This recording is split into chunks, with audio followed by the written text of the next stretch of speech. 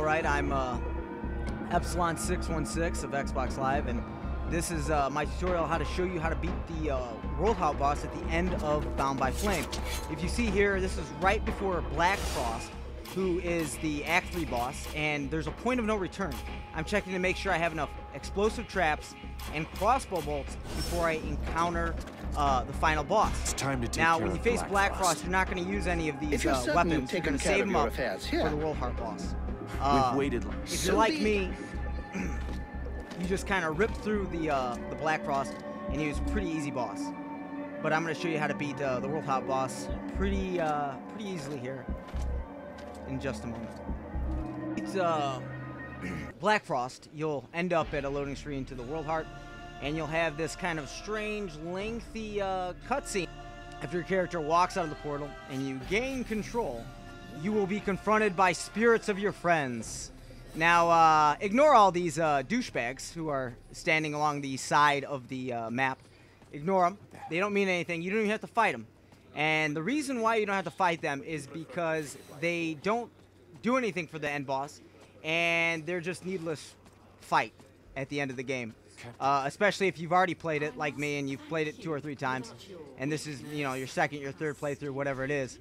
At the end there, you'll get to a ledge, you'll climb up that ledge, it'll auto-save, which is great, and then you'll be here on this ledge. And the first thing you want to do is you want to go in, you want to check your traps. You need, actually, 80 traps. Here I am messing around with my skill stats because I got a few points.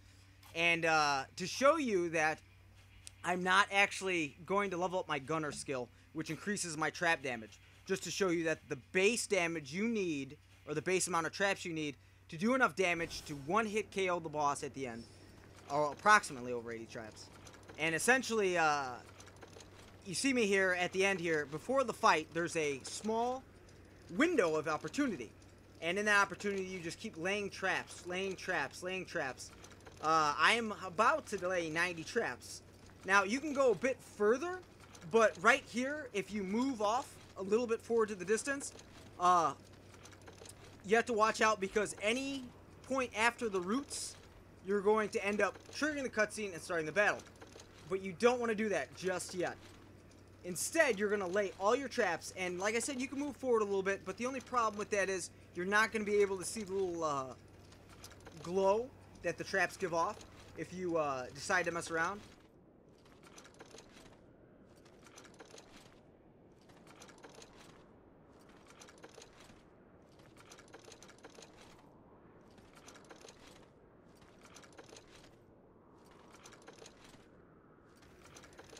Okay, so I've laid all 80 of my traps, and I can move forward now. You see me move up a little bit, and I'm before the roots. After I, there you go, I'm, well, cutscene. Cuts to the boss, and you get this lengthy cutscene. As soon as the battle starts, and this is the really big thing you need to do, is you need to pull off to your left side and hug the side of the wall. As long as you hug the side of the wall, you'll be fine because it'll lead you back to the starting point. See, I'm right at the starting point. I jump back. He was shooting at me. I dodged him. Boom, there you go. He steps on the traps. Explosion. Automatically to the second part of the boss. Now he's going to summon a dragon here, which is, oh shit, imposing. But don't worry about him, because the dragon will fall down. All you have to do is, much like the Juggernaut boss at the beginning of the game, strike his 3 different points. Both his hands, and then his head/jaw. I usually flame up my weapons, run in there, and start to attack.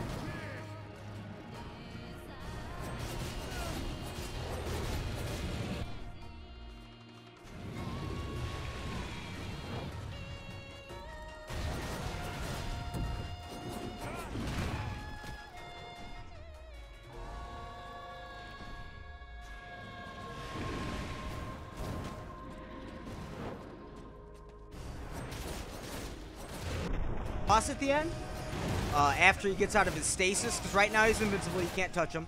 If you see I'm spamming potions, I'm keeping myself alive. It's also good to have some potions, obviously, if you haven't learned so far from this game and its brutality.